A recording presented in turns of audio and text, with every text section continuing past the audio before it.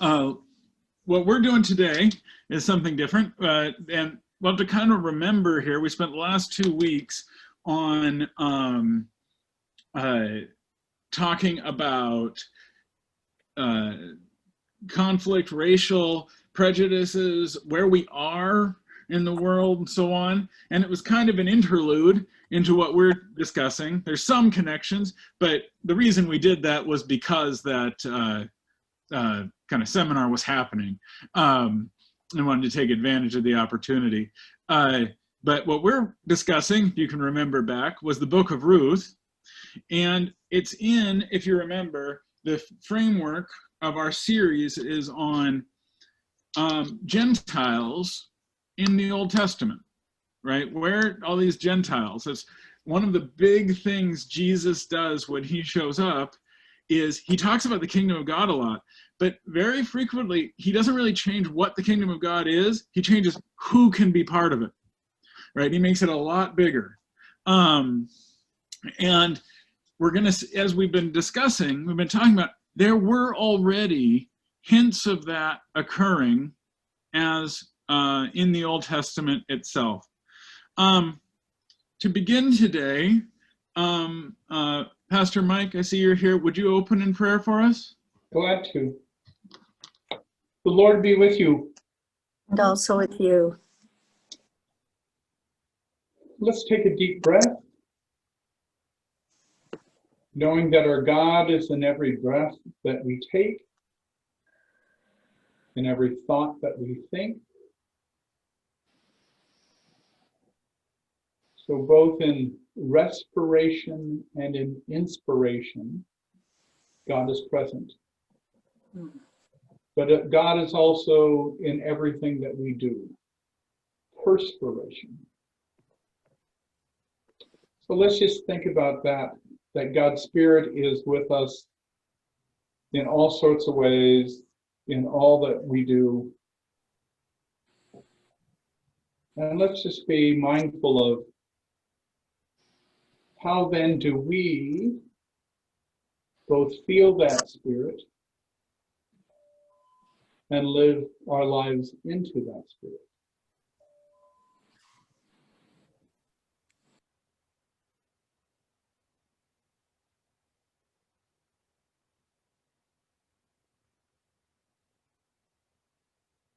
Amen.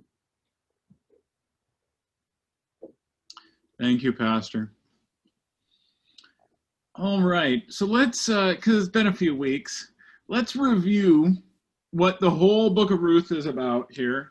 And this will be our last one on the book of Ruth. We're in book of Ruth, chapter 4. But remember the story, which is we start in Moab, where Elimelech and Naomi have moved to Moab from Bethlehem. So Moab, outside of Israel, from Bethlehem, because there's a famine. And they make a life there in Moab, and their 2 sons get married to 2 women who are Moabites, Orpah and Ruth. Then Elimelech and the 2 sons die. So now we have 3 widows. So we have Naomi and the 2 daughters-in-law, Orpah and Ruth. Orpah goes back to the house of her father. Ruth makes a kinship bond with Naomi and heads back to Bethlehem. And then when they get to Bethlehem, everyone gets so excited and worked up, you know, that Naomi's here, and there's this other person, this Ruth. And Ruth goes out, and she is gleaning in the fields, and she goes to the field of Boaz. This is in chapter 2. And progressively, she gets invited closer and closer into the community, to the point that she is now, because originally she goes in as the role of a foreigner who's able to, you know, take some food in there, and it gets, as it progressively in the text, she gets invited closer and closer, so that she is in the text an Israelite, right? I mean, she is fully been included. And it's not wrong, I think, to say when Ruth says, your people will become my people, in chapter 1, when she makes that commitment, and your God, my God, she's meaning, I'm not going to be a Moabite anymore. I'm going to be an Israelite. It is a true conversion story. Now, she'll always be, she's referred to a lot as Ruth the Moabite, or Ruth, the daughter-in-law. People could be more than one thing at once. There is, that her history isn't erased. Her identity isn't erased. She's still the person who came with this story, but she has been accepted into this community to the point that then in chapter 3, Ruth effectively proposes to Boaz, right? But what's important is we were talking about this with respect to Levirate law, and we're going to see that a lot today. So just a bit of review about that, which was, if an Israelite man died and had no children, then it was supposed to be the brother, but the nearest relative was to have a child with the widow, so that deceased Israelite's line wouldn't die. It would continue on. Now, what makes it important is the fact that Ruth is fulfilling this role, because Ruth isn't related to them, right? Ruth is the daughter-in-law, right? It would be Naomi who's supposed to do that. But Ruth is going to fulfill this obligation. And the community, we're going to find, seems to completely accept that. So we're talking about levels of acceptance. At first, in the field, she is first invited. You don't have to be a foreigner. Come with the Israelite women who are going to be able to harvest. They get to harvest first before the foreigners do. And then she essentially becomes a harvester. What it says, I'll just have the young men just grab grain out of the bag and give it to you, right? It's even more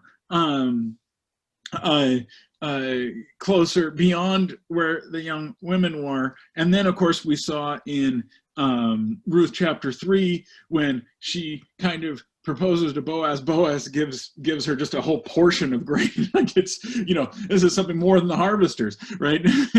And so she continually is being drawn nearer and nearer and making the point she really is a full member of this community. So that's what's happening. So now everybody's agreed with that. So then, well, we have this Levirate law to fulfill.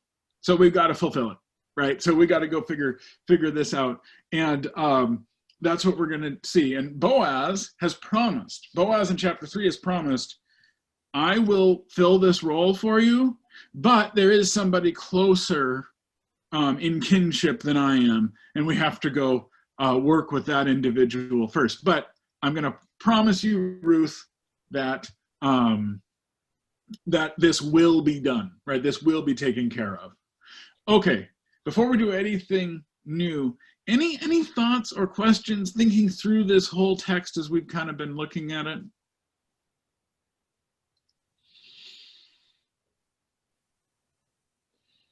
Just to, maybe this is too big of a question, but how scandalous is this story?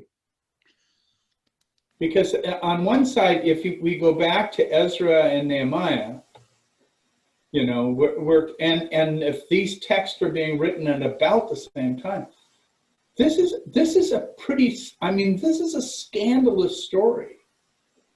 Everything from Ruth's seduction of Boaz, Naomi's plotting and planning, Boaz's action Boaz initiates her to each one of these new levels. She can't do it herself.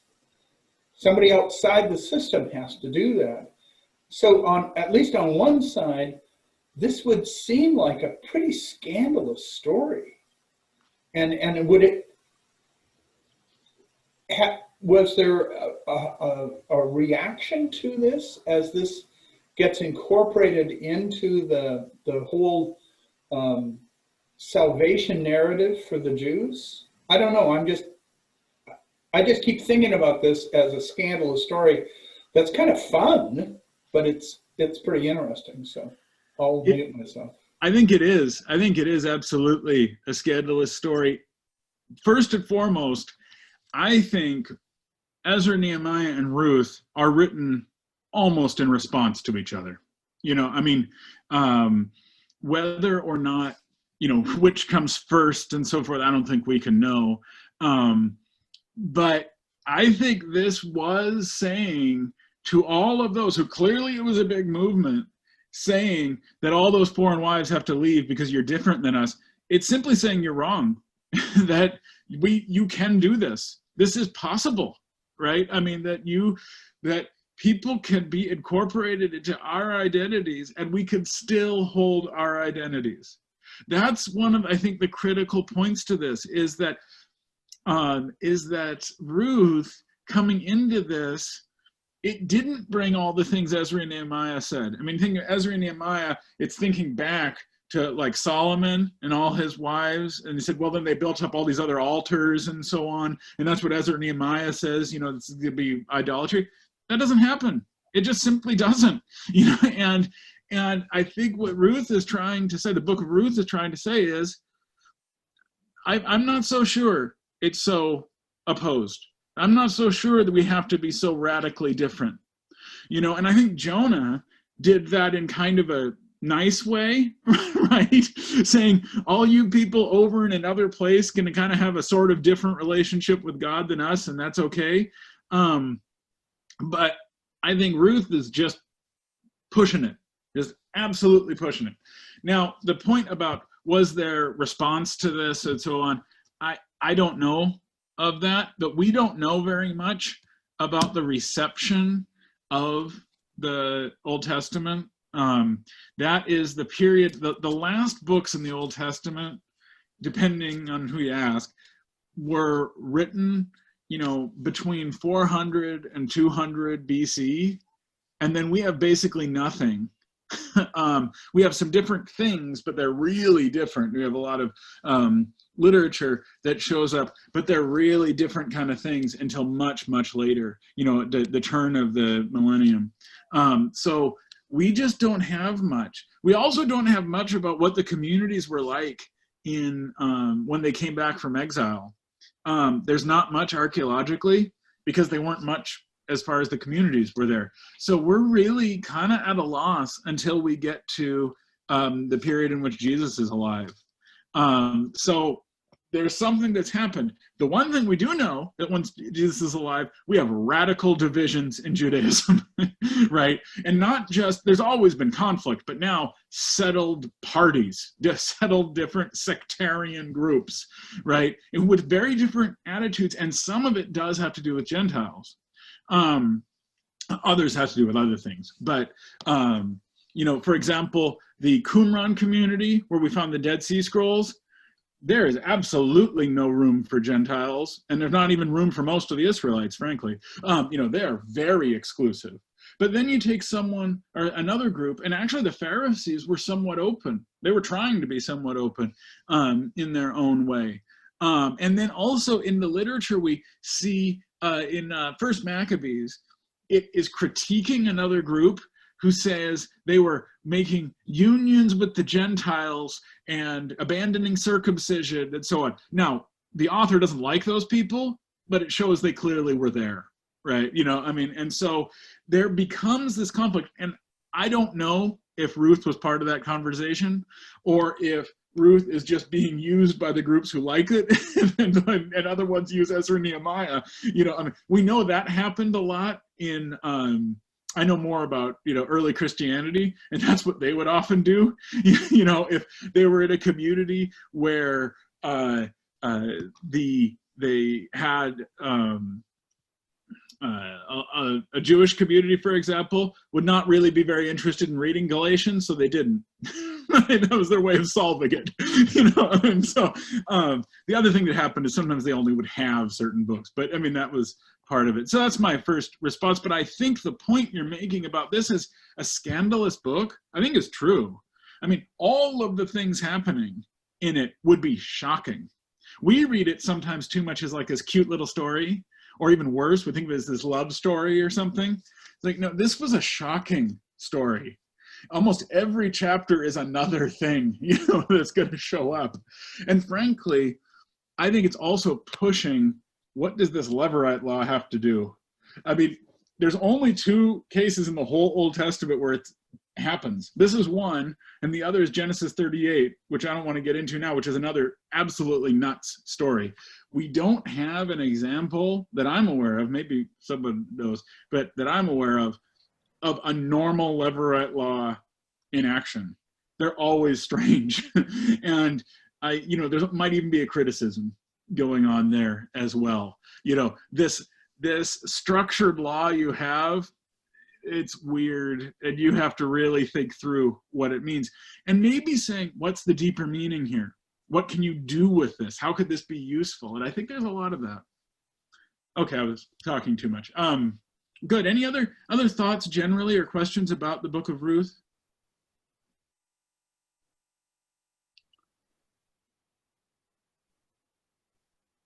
All right, let's look at chapter 4.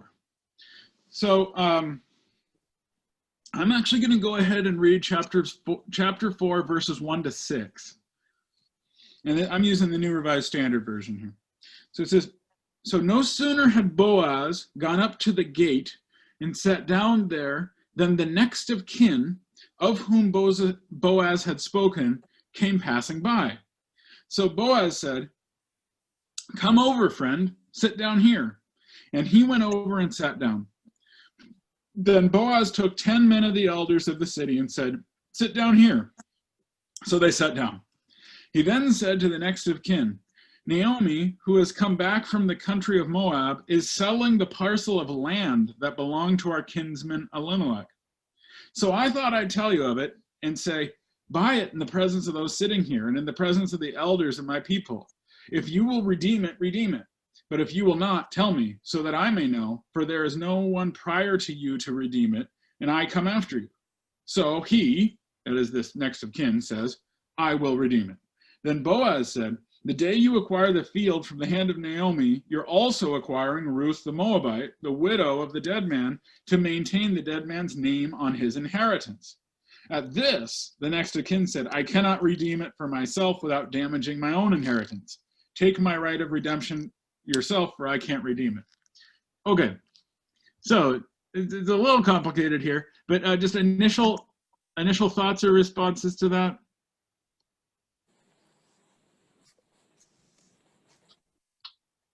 Well, he wanted the land, but when it came to being responsible for Naomi and Ruth, that was out of the question. Yeah, you'll notice something has just been introduced here that we've not heard before. Land, right?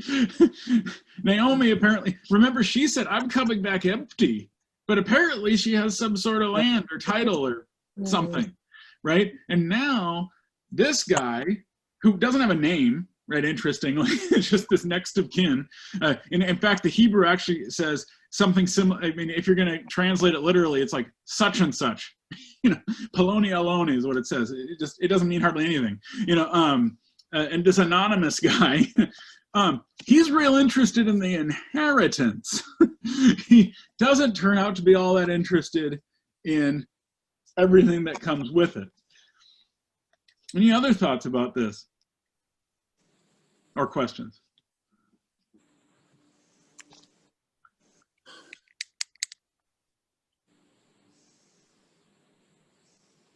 Well, there's a few things going on here that might clarify, because it gets a little specific here. First, they go to the gate. That's actually where the elders sit. The gate in an ancient city is different than what we think of as a gate. They would have the actual doors And then immediately inside, there'd be a big, I need a drawing board, a big enclave there in the wall, a really large space. And this is actually where people would generally gather. And then behind that, in the actual city, you had homes and different things. And the reason they do that is they didn't want, they wanted, the cities were entirely enclosed, and they would like that to be the space for public discourse. Those coming out don't have to go through the whole city. We may not want them to go through the whole city. You just sit right here. And then the elders would go sit and they would make decisions, right, in the gate. And in fact, there's some archaeological remains of different ancient cities where you had these enclaves, and some of like the stone benches are still there where they would sit, and you'd bring a case before them. And it's a legal case. And that's what Boaz says, I'm going to go over and head over to this gate, and hey, here's the other party involved. Get them over here. Let's have a legal decision made, So that's what's going on. And then there's the piece. Yeah, Tom, please. I'm just wondering, the issue with the women coming with the land, that's what's happening. If he takes the land, Naomi and Ruth have to come with the land. That's correct? Yeah, that's correct. But there's even more to it, where that is, because remember, this is the Levirate law. That is, so if you take the land, you have to produce an heir with, well, now Ruth, but normally Naomi. And then this is the key, though, is for right now, you'll be in charge of the land, but the child born between you and Ruth in this case, that child gets it. It's their inheritance. So it doesn't go to you. If you have other children or something, that it's not really yours, right? So this is why he said, I can't do this, right? I don't really get it. When at first he hears of it, he doesn't think there's any widows involved, seemingly. So then, then I guess I'm next of kin. I get this inheritance, and I'll always remember Elimelech's name. Sure, we'll name the field after him. The Elimelech field. But then when he discovers, oh, there's a widow, which means there's going to be an heir. So I don't ever really get this. Now he's not really interested anymore. Does that help a little, Tom? Yeah, it sounds familiar, but it doesn't sound like Torah. Is it tradition, or is that the thing with the land? I don't know if that has the connection or not. But wouldn't, Ben, this is just a guess on my part. Wouldn't this have a connection to the distribution of the land related to when they returned from Egypt? And there's this huge land division that takes place, and every so often an issue will pop up. It's called the Daughters of Zare something or other, and the three daughters say, you can't take our father's land. We deserve to have for our legacy this land for in the name of our father who had no sons. There's some places, so in a sense, there were still anchoring to land as part of God's promise. And so I'm just guessing that, when they say this was his heritage, this is the family heritage, and therefore, when you claim it, it stays in the family, even if you're the outsider marrying the widow.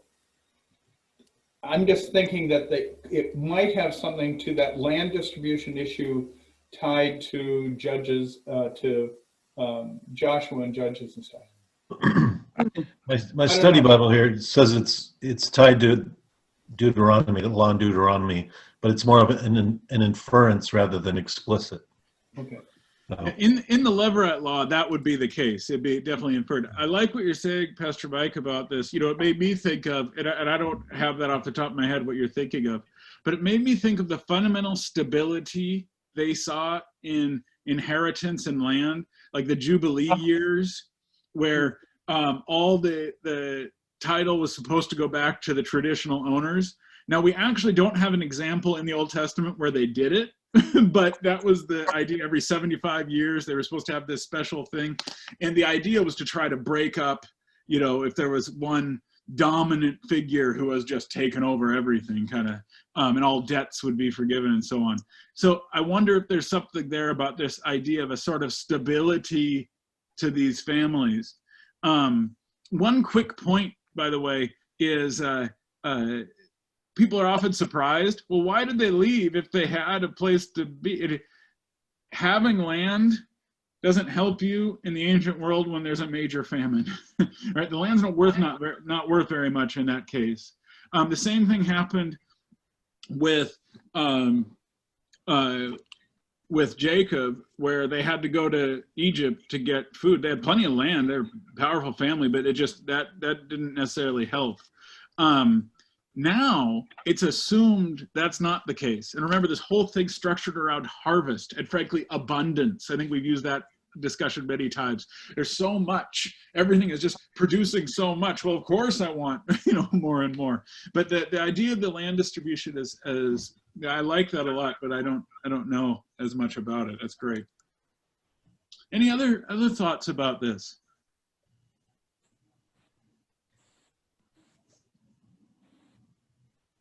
Well, let's go to the next section here, because I think this will kind of help us for the payoff of this. So this guy says, I don't really want to do this job.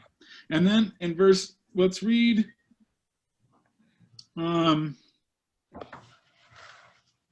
let's read verses 7 to, all the way 7 to 12, and this will be the legal transaction. So it says, now this was the custom in former times in Israel concerning redeeming and exchanging.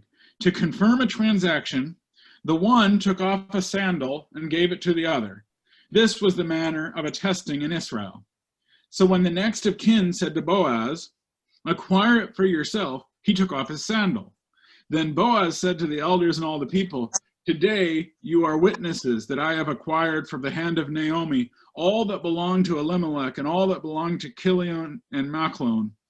And I've also acquired Ruth the Moabite, the wife of Machlon, to be my wife, to maintain the dead man's name on his inheritance, in order that the name of the dead may not be cut off from his kindred and from the gate of his native place. Today you are witnesses. Then all the people who were at the gate, along with the elders, said, we are witnesses. May the Lord make the woman who is coming into your house like Rachel and Leah, who together built up the house of Israel. May you produce children in Ephrathah and bestow a name in Bethlehem. And through the children that the Lord will give you by this young woman, may your house be like the house of Perez, whom Tamar bore to Judah, which, by the way, is Genesis 38, the other Levirate story we have. Okay, so we have this legal transaction. What questions or thoughts you have?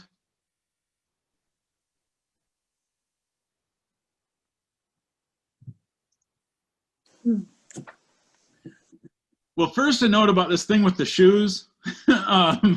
This is a very specific thing to do with Levirate law. That what was supposed to happen is, so the widow who has no child is supposed to go and reach out to the brother who's supposed to fulfill this duty. And if he won't, then you take, you haul this guy out in front of the court, and she takes the sandal and spits at it, and then gives it back, and then everyone knows that he has rejected this obligation. And then the idea is then he walks around town, and everybody's aware of this shame that he has. So, so this shoe thing is exclusive to Levirate law. And what is it that's just happened? When they passed this shoe along saying, now Boaz is going to be responsible for this. And so this guy, this such and such, he is now no longer part of this relationship at all, right? So that's kind of what's going on there. It's a little wild, right? Any Any thoughts about this whole thing? Pastor Mike, please. Yeah, just this is the first time in the part that you've just read where it's the son of Abimelech who is named. So it almost makes a little bit more sense now that it's not about Naomi. It's about Naomi's son who has died, and that maybe the fulfillment here actually has to do with Ruth, who was the wife of the son. And so I'm just saying that it's interesting that that name comes into this picture only for the second time.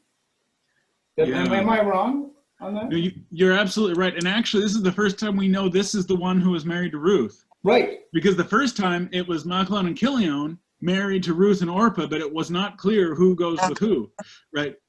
I wonder if what we have here, and I'm just kind of thinking right now, is the next step of inclusion. It's, because remember, Elimelech had children, right? This was supposed to be for people who didn't have any children, right? Elimelech had children who then died. So is it Elimelech who needs the name to go on, or is it Machlon and Chilion? And so what's happened before this, it was always assumed the only one left in the family was Naomi. But now Ruth is left in the family. Okay. And initially I'm really attracted to that. I hadn't thought of this before, but it would fit the theme we've had where Ruth is more and more simply the member. But interestingly, when it says that, making it there, it's the first time she's been called a Moabite since chapter 2, right? And this is one of the key points. I think the text wants to remind you this is shocking. Remind you that this person wasn't born here, but she is fully going to do the job of the Israelite. Now, not for her mother-in-law, but actually for her husband, what any Israelite woman would do, right? It's going to remind you of that her history is her history, her story is her story. It's always there. And that's seems like a very positive thing. I mean, that's what's going on here. So I think that's a really good point. Any other thoughts or things you noticed or questions?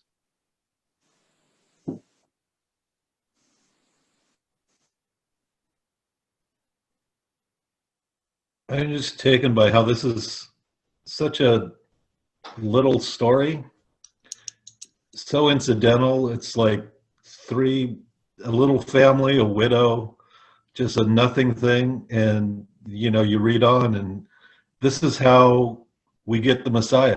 This is how we get King David. This is how we get the Messiah.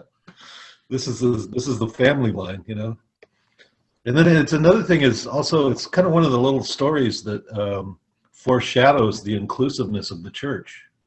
The universality of it. Yeah, in the genealogy of Jesus in Matthew, Ruth is specifically mentioned, right? To remind you of that, right? In fact, in the genealogy, 4 Gentiles get mentioned who were throughout this whole thing. But it's, including Tamar, we'll just see it a bit, but is it's this little moment, and I think you're exactly right. This is the moment to say, and maybe to remind you, and we were talking about before how this was kind of scandalous, talking to Ezra and Nehemiah, who said none of the foreign women can be part of this, saying, they've been part of this whole time, right? That there's always been a place. You just didn't call them that. And so I think here where it says Ruth the Moabite is going to come here, they would have preferred if she was just Ruth. And they could have all silently forgotten that this is where she came from. The way, for example, people like Sarah, for example, is not remembered as a foreigner, right? Because it's Abraham's wife, it's too early to, or Rachel or any of these people. Like, no, these were local people who were, and it's like, well, that doesn't really count. They've now become Israelites. They have forsworn their old identity, and now they just have this new one. And this is trying to point out this is still there. These people are still here, and it's always been like that. You just didn't prefer to see it, you know. And I think that is part of the point. And I really believe this book was written when they came back from exile, you know, 539 and forward. But the setting of it is before David. Like, you'd have to, I don't know, the setting of it is like 1200 BC. You know, we've really gone back, you know, where it says in those days, this was the custom. You know, it's trying to tell you this isn't a new issue we're dealing with. This is something we've done for a long time, and frankly was really positive. And so I think that's absolutely there.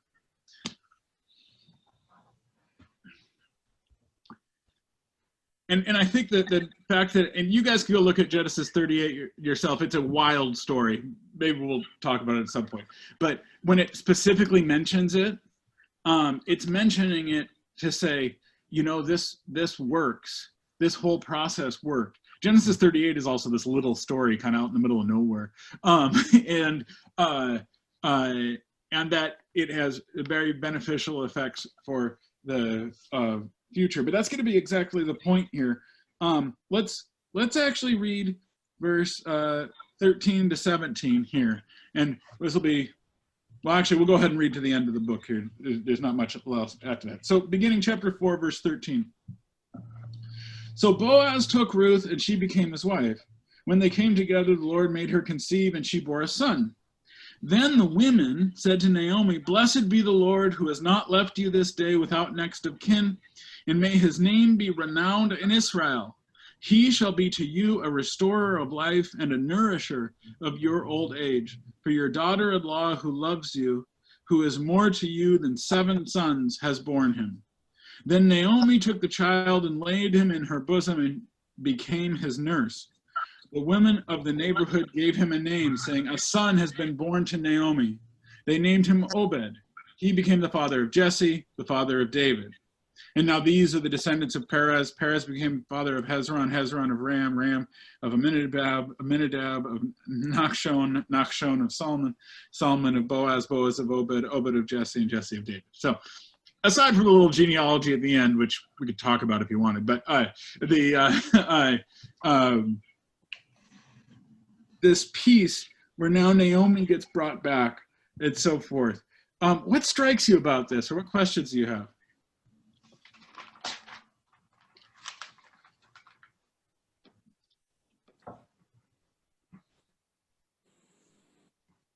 Interesting that it's about Naomi rather than about Boaz or Ruth. It all centers on her. Yeah, and you'll remember that it started to be a story about Naomi, right? The story when she said, "I have come back empty because God has dealt me a bad hand or lifted his hand against me," right? And she has this emptiness, right? I have nothing left.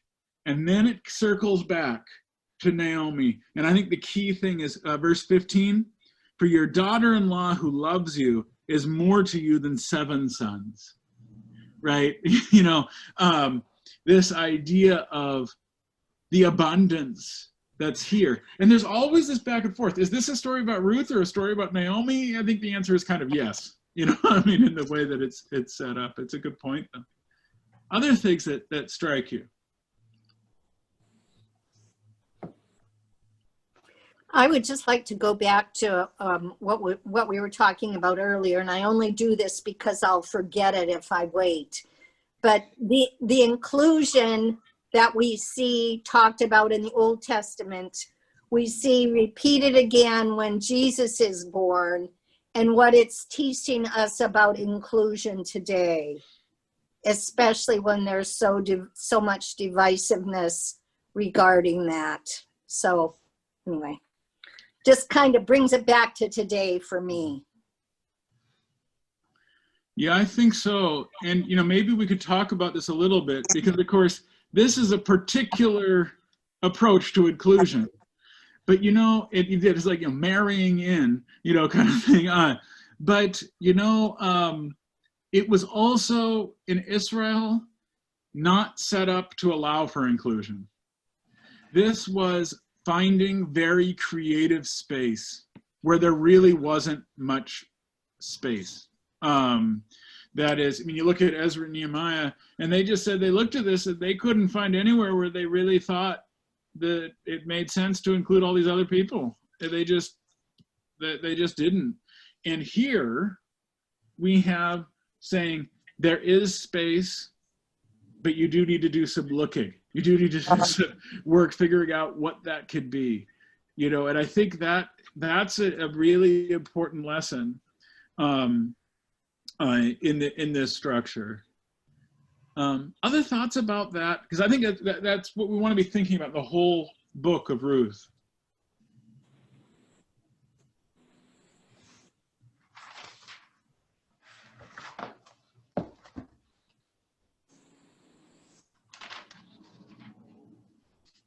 What strikes me about this last chapter especially, like, why bother including this whole thing with the next of kin?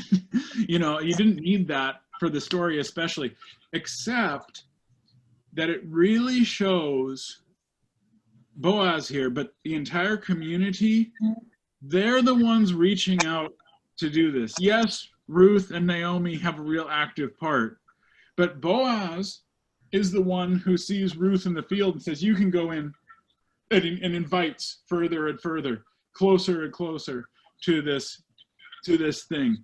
And then, yes, Ruth is bold in chapter 3, you know. She goes and sleeps with Boaz. And then it's Boaz who says, I'm going to fulfill this, even though I'm not legally required to do so. Right? There's this other guy who's on the hook for it, but I'm going to do it. And then it shows us this drama that this guy, this other person, was even sort of willing to do this, kind of, but not especially well. And then Boaz said, I can fulfill this better. It'll be better for Ruth. It'll be better for everybody, you know. And it's the way, and I think there's maybe a lesson in that, the way the community is reaching out and finding these creative spaces that we may not have thought of, and recognizing that's going to really matter for us, right? Because when now they've included Ruth the Moabite, she's gonna, I think we talked about this a few weeks ago, she is part of this community. She's not someone who, well, we've got a community and sure, we'll let you attend as well. It's like, no, this is going to be a real thing, and it'll change. Every new, you know, community member, everything, it shifts and changes what you are, and when you're welcoming in, that is part of it. You know, there's in Second Temple Judaism, there was a role for what was called the righteous Gentile, which was that people who were Gentiles could come to the synagogue, they could follow God, they could even follow the laws, but they wouldn't really be welcomed unless the community welcomed them in. So there was like a 3-step process. 1, they had to stop following all their other, you know, whatever other religion they had. 2, adopt all the practices of Judaism, and then be there and be present, but they'd be there as a Gentile. They wouldn't really be welcomed until the community welcomes them in. Part of why there's so much conflict in the early churches we see in the New Testament is because Jesus and Paul removes that. Once you're baptized into Christ, there's no half being in Christ. You're part of the community. And it's hard, and there's conflicts because they were comfortable with this process thing. And how do you do that quickly? Because in the righteous Gentiles, sometimes they would never let that Gentile be really part of the community, but maybe the children, you know, or something like that. Actually was very frequent, where even the righteous Gentile would marry someone in the community, and they'd always be a righteous Gentile, but the children now would be fully Jewish, or that was very common. And here, I think we see sort of that without the deliberateness, right? It's very deliberate at the part of Boaz. He's going to go do this, but there's no ritual action. He's just doing it. There is a community part of welcoming new people, and Paul asks his communities to do this very quickly. And they try, and it frequently causes problems, right? They struggle to do that. But that's the messiness of what it means to be welcoming in that way. And I think there's important piece to that, because I think we're so individualistic, we don't think of conversion having that component, but I think it really is there.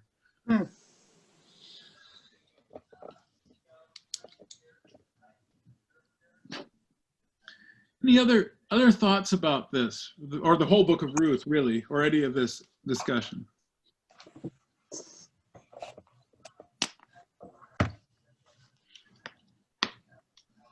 Along the lines of your last comment, in many former Missouri Synod congregations, new members had to be approved before they could actually join the congregation. And it was written into many constitutions, just kind of saying, well, we want to have some say in who's going to be, using a Missouri Synod term, close in our communion. And it had to do with theology and some other things. And so it's just an interesting side note to that sense that elders would be making a decision on whether or not to welcome somebody actually into the community. It might be fine for the pastor to say they're okay, but the community, the leaders had to say something about that. So, anybody ever experienced that you had to vote on new members, that a council member had to vote? I'm also looking at a lot of women who wouldn't have been on council. So, Yeah. sorry. Well, one thing with regard to that, and it's not so much Missouri Synod, but my niece and her family are a part of a Wisconsin Synod church up outside of Bremerton. And from the church's standpoint, she is not even supposed to associate with us. Right. Mm-hmm. And my sister also belongs to that church, but she has just, she's just, that's going too far for her. But I just find in this day and age, it's really hard to believe that a church can be so exclusionary. So. Well, and I've done a lot of, I used to work at a Lutheran archive, so I got to know a lot about 19th century Lutherans. One thing that was really common was they would allow people to be members, but not voting members.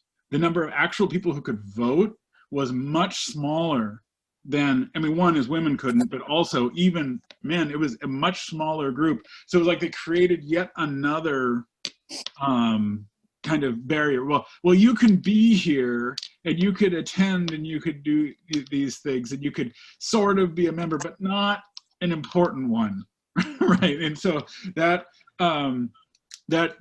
piece, I think, is there. And I don't know if that's in Wisconsin still or not, but it was very, very common for quite some time. I'm glad God's not that exclusionary. Yeah. Yeah. Amen.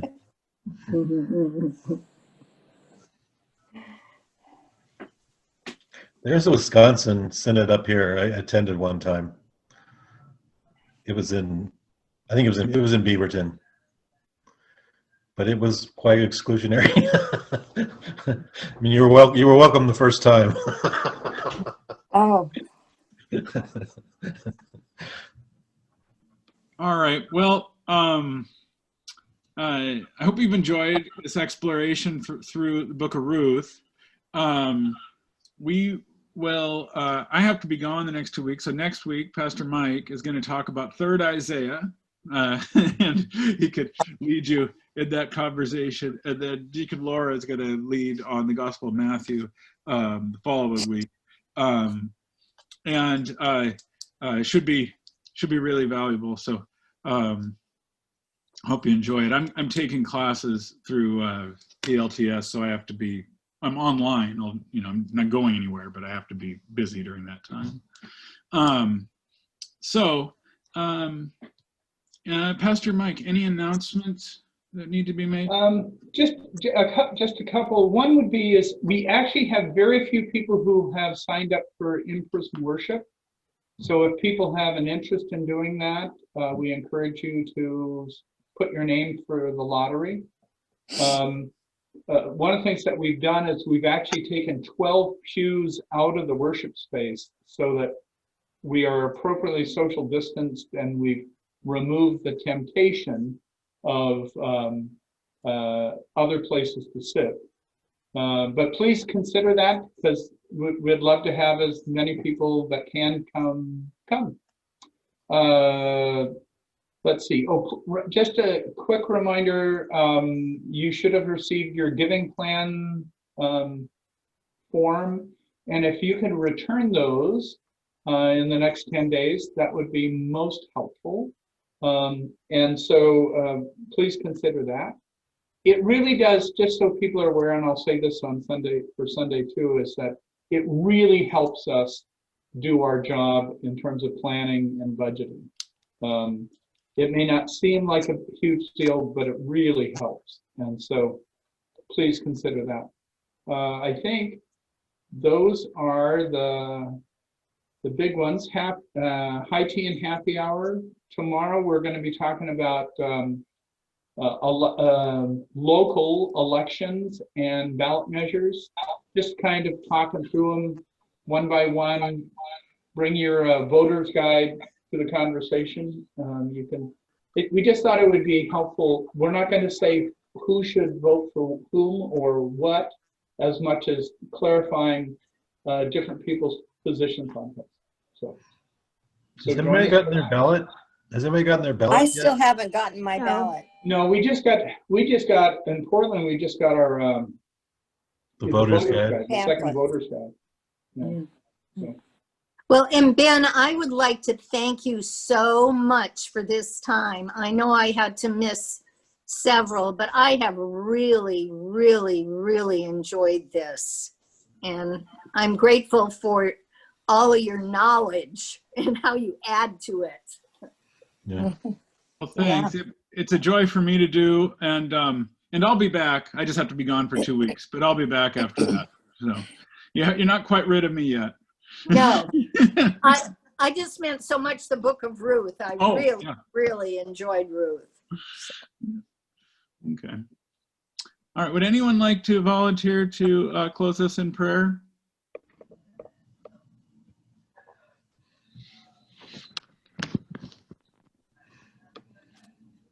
I can.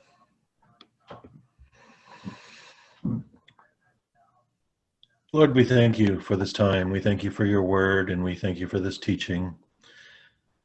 Help us to grow in love for you and for each other. In your name we pray. Amen. Amen.